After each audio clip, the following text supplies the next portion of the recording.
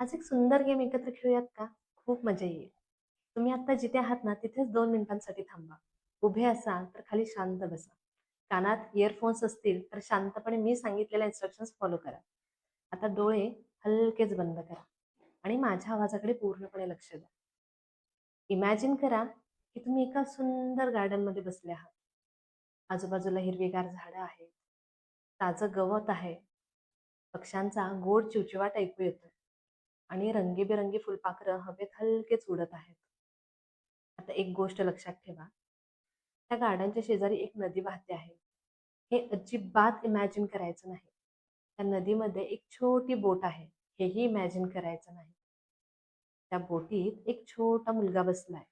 हे तर अजिबातच इमॅजिन करायचं नाही. आणि त्या मुलाच्या हातामध्ये एक लाल रंगाचा लॉलीपॉप आहे. हेही इमॅजिन करायचं नाही. आता हळूच डोळे उघडा आणि स्वतःला एक प्रश्न विचारा. मी इमॅजिन करू नका असं सांगितलं होतं. तरीही तुम्हाला ती नदी दिसली का? ती बोट दिसली का? तो मुलगा आणि त्याच्या हातातला तो लाल लॉलीपॉप हे दिसला का? बहुतेक जणांचं उत्तर हे हो असंच असणार आहे. कारण आपला मेंदू नको, हे नको करू, ते नको करू, नाही हे शब्द थेट समजून घेतच नाही.